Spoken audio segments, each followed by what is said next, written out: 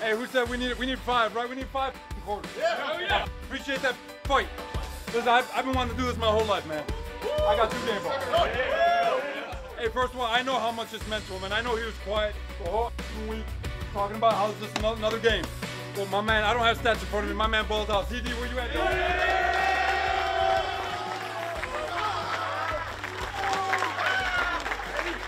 I got one more. The kid stepped up. The kid stepped up. Where's 2?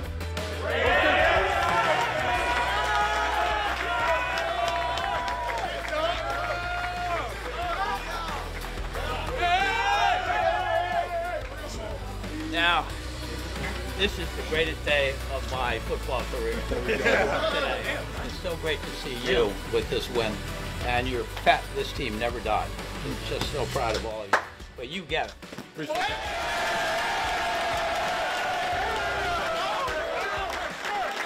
Yeah, you just got to understand that you're in this position for a reason, and there's going to be growing pains. But you got to do what you've done your whole life, and you got to be able to turn the noise off and make it like practice and be able to execute and just kind of keep laser sharp focus all the way till the end. And I thought the guys did a good job of that.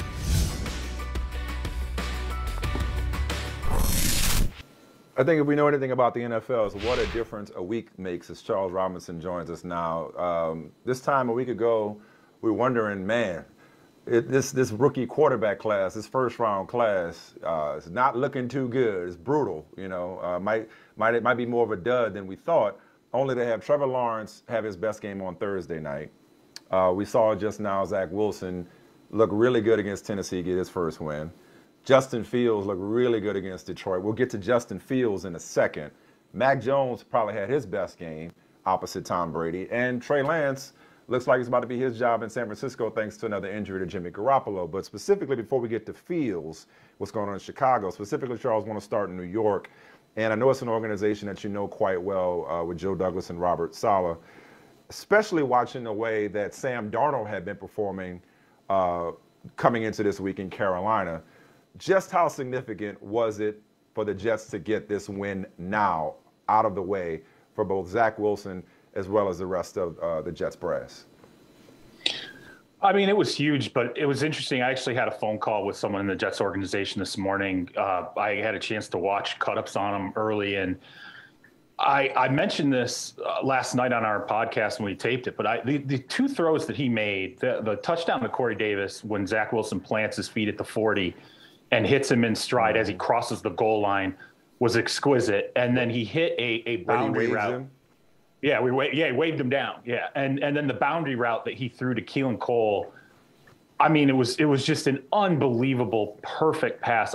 Probably as perfect of an arm talent pass and then a touch pass that you could see in terms of just accuracy this weekend. But I had a chance to talk to somebody with the Jets and, just basically congratulating them and saying, hey, it's good that you got something now to build off of. And he said the one thing that they had seen in the organization, they had learned about Wilson, was he really is unflappable. He's just a total gunner. Like, he does not, all of the issues he'd had, the interceptions, I think there was some internal concern, like, is he going to start to crack under the pressure? Is he going to, basically just start to show that this is getting to him? And he said, realistically, yeah, right. Well, and realistically, was it going to start to get to him, and do we need to start to worry about it? And it never got to that point. And they were trying to discern, like, is this an act? Is he really like this? And this individual said to me, I thought this was really interesting. He said, you know who the kid reminds me of? He said, just in terms of his mentality and he can make a mistake, doesn't even care, just keeps going. He said, Phillip Rivers. He said, Phillip Rivers was the kind of guy who he talked trash, would run his mouth. He had fire out on the field. But when you would see him make mistakes, he did not care. He was just going to keep going. Like, he might get mad about a mistake, but he didn't internalize it to the point where it undermined his game. And I thought that was a pretty interesting kind of comparison. But it's definitely good for the Jets to finally have a game where they have something to build off of, have a game that showed why the kid was the number 2 pick in the draft. And then I think, frankly, what was just as important as the kid playing well was the defensive front played well and reminded me of, this is what you thought you would bring Robert, Saleh in for. He was going to give you some of that nastiness, particularly up front, that emotion. I think you go back and you watch their defense up front, it's probably the best game they've played under him. You know what, Charles, when I look at teams, Mike, you had a follow-up? You have follow-up? I just looked at you. You wanted to do something. You have a follow-up there? Yeah, no, I'm going to get to Fields, but go ahead. If you had a follow-up on this subject, I'm going to get to Fields. No, just quick. I'm going to, when I look at franchises, I always look at vital signs and like the core, the ownership, but beyond ownership, because that can fluctuate sometimes. But general manager, head coach, quarterback, and key pieces. When you look at the Jets, just the guts of the Jets, how do you feel about where they are? Saleh, Joe Douglas, Zach Wilson, and their core players. How do you analyze them or characterize them? Well, I've known Joe Douglas. So you go all the way back to when he was in Baltimore. So through multiple organizations, Philly, Chicago, and then obviously here with the Jets. And I believe in him as a talent evaluator. There are other people who I really hold a high opinion of in the personnel community, and they all really believe in Joe as a talent evaluator. So I think that's the right kind of general manager that you need to have. And I don't think he's necessarily at any point embarrassed himself. He takes a hard line in negotiations, and I know that doesn't always play well in the agent community. I know in the media there are times he's been criticized for it, but I also understand with general managers, there are some who negotiate like that. They have a number, they're going to stick to it. This is just how they're going to build. As far as, Robert Saleh goes, I've been very impressed with him, and I've only had a few interactions with him, always been extremely impressed with him. I thought he would have been the right hire for the Detroit Lions. That didn't happen. I think they're worse for it. But we'll see. We'll see with Wilson. I don't like the mentality that a lot of us have, and I get it. I mean, it's the business we're in. But now we've gotten to the point where we literally want to study week by week what is happening with a young quarterback and then make some kind of overarching opinion about it. Last week we hated Justin Fields. Now we're like, oh, maybe Justin Fields is okay again. As Mike said, talking about the entire rookie. Yeah. Let's let it unfold a little bit and go a season and see how all these, particularly once they're all starting consistently, they're all getting first rep practices. Let's see how they adjust and move forward with this before we start to, I don't want to put a stamp of approval on Zach Wilson other than to say that arm talent is so ridiculously evident. When you see some of the throws that he makes, you can understand why teams fall in love with him.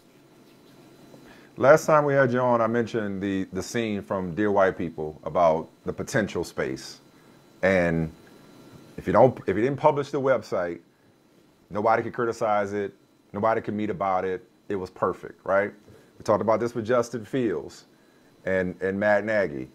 Once the reality of him playing and looking awful against Cleveland, everybody came from Matt Nagy and his game plan or lack thereof. So Fields goes out, balls out against Detroit, and yet here's Matt Nagy today saying when Andy Dalton is healthy, he's our starter. Sticking to that, Justin Fields is the 2. I don't think it's cute. It's not funny. It's not cool anymore at this point. What the hell is Matt Nagy doing or thinking why is it in his mind best to potentially put Justin Fields back on the bench despite his obvious progression, or is he just gonna is Andy Dalton just not gonna be healthy anytime soon? What's he doing here? Well, I think first off, he's only got a 2-game sample size. Okay, so you have the Cleveland Browns, which people better start waking up. Okay, particularly with the front end of Cleveland's defense. Go watch. They did not have a good game offensively at all against the Minnesota Vikings. Watch what the front end of that defense did without Myles Garrett getting 4.5 sacks this week. Watch what they did to the Minnesota Vikings. They destroyed the Vikings up front almost every single play of that game.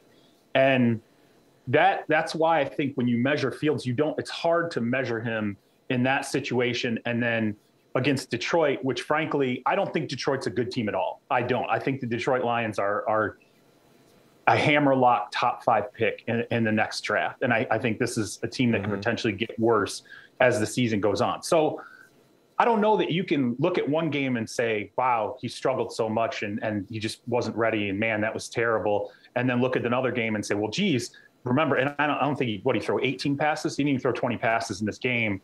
You're going to expose him as a passer far more than that sample size.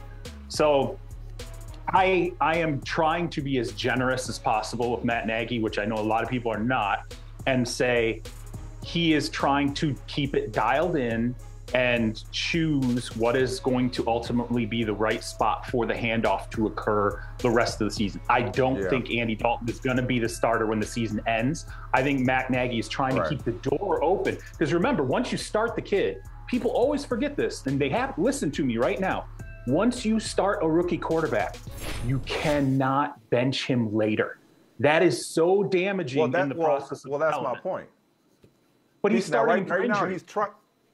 It's different. I know it's different. 100%. No, same page. Like Andy Dalton cannot lose his job to injury. So this isn't he's named the starter. This is he had to start because Andy's hurt. So I get that. What it feels like more than anything, and I know we got to move on, is walking in two worlds. And the Patriots are doing it. You're developing a quarterback and trying to win games. Matt Nagy's like, the best chance to win in my mind is Andy Dalton. The rest of the world feels like develop Justin Fields. Jacksonville doesn't have that problem. They're under development, under construction in general. Urban Meyer was trending on Twitter for all the wrong reasons over the weekend. Seen out after the Thursday night game in Ohio, hanging, macking, hanging, chilling, bumping and grinding, whatever you want to call it. That's not his wife. She was at home babysitting, as she let us know. Here's Urban Meyer today on his apology to his team. Can you explain the viral video from your place over the weekend? Yeah, I just apologize to the team and staff and for being a distraction, just stupid. And so I explained everything that happened and owned it, and just stupid. Should not have myself in that kind of position. Urban, did you fly back with the team, or did you stay in? No, I stayed to see the grandkids, and we all went to dinner that night at the restaurant. And then there's a big group next to our restaurant, and they wanted me to come over and take pictures, and I did. And they were trying to pull me out on the dance floor, screwing around, and I should have left. How did the team react? I mean, they're probably pretty reactionary, or how did they take it, your apology? Well, I've always been so defensive of them. I remember when Trevor told me he was going to go to Vegas for his bachelor party. I mean, I was just, my gosh, man, be careful and surround yourself, and because I've seen this happen, and I just, so the team. I spoke to a bunch of leaders one-on-one, spoke to all the players. They're good. They were focused on Tennessee, and I apologized again for being a distraction. And a coach should not be a distraction. How about your family? Did you feel a need to apologize to your family? Yeah, of course I did. Yeah, that's not me, and that's, oh yeah, they were upset. Have you talked to Shad Khan about it, and what was that conversation like? I did talk to Shad, and very supportive, and Trent, I talked to him obviously at length. Right when I got that phone call that night, the next night. Hey, no judgment. Charles, no judgment here. Yeah. So, Charles, are we making a big deal about this? Is he over-apologizing, handling it the right way? I'm just curious about the way you see this thing. He looks like a guy who's really enjoying himself, yeah? This NFL thing's been really enjoyable for him so far. He leads the league in press conferences staring at his feet. Look, here's my take on this. There was no violation of the personal conduct policy in that video, okay? No. There might have been a violation of a marital conduct policy that he has with his wife, okay? That's between him and the missus. That's that. That's between him and the missus. Right. There's two things that I think are important here for Urban Meyer moving forward, okay? Number one, are you embarrassing ownership, okay? Like, are you making the owners look like fools because you've had so many different things pop up so far? The strength and conditioning coach hire that had to be rescinded, USC, Travis Etienne, getting fined, for the contact in the offseason. And then now this, which, comes after a game where you should have exited feeling good about yourself. So if it gets to the point where I think it starts to breach embarrassment and you're losing games and you're essentially you're on the roll that you're on now, about to lose 20 straight, or potentially about to lose 20 straight, that's when your job comes into question. Okay. But I will say this, Urban's relationship to a shoulder length blonde is important here. It's Trevor Lawrence, okay? That's the shoulder-length blonde that everybody should be concentrating on right now, because I'm going to tell you right now, the way you whitewash everything that's happened up until this point in the season, and it's been chaos, it's been a mess, it's been every bit as messy as anywhere else Urban Meyer's ever been.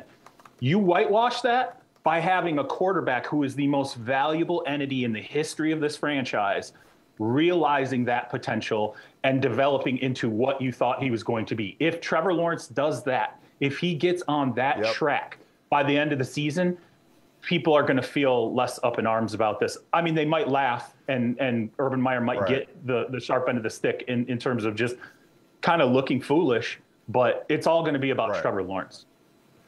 When people like Michael say he's a college coach, this is not what they have in mind. Last thing before we let you go, you wrote about the Cowboys and that unstoppable running game and Ezekiel Elliott looking like 2018 and previously Ezekiel Elliott. They can do whatever they want on offense, and they got a complimentary, opportunistic defense led by Trevon Diggs. Real quick before we let you go, because we got to hit this break, and Michael, I love your answer too. Who's the biggest threat to the Bucs, if not the class of the conference? Is it the undefeated Cardinals, or is it the Dallas Cowboys? Much as I love Kyler Murray and the Cardinals, I may lean toward the Cowboys, given the balance they have on offense, Charles. I would say that the people better wake up on the Cowboys, because now that they've figured out that they can flex Micah Parsons into a pass rushing role and he can be extremely effective. Now that Trevon Diggs looks like a lockdown, like #1 eraser kind of cornerback. And by the way, DeMarcus Lawrence has not stepped back into that. He broke his ankle. He's going to be back in a couple of months. And Randy Gregory, by the way, flashed against the Carolina Panthers. If Randy Gregory can keep himself on the field, that defensive balance is massive. And what I ended up writing about with Zeke was he signs this $90 million contract extension. Everyone's questioning. Even I got to a point last season where I'm like, whoa, is this a massive mistake? If he can play the way that he did against the Carolina Panthers, and even Matt Rule came out afterward and said, we stacked the box. Like, we did everything we could to stop this guy, and it couldn't do anything with it. And that changed. People tried to ask him about Dak, and he kept talking about Zeke.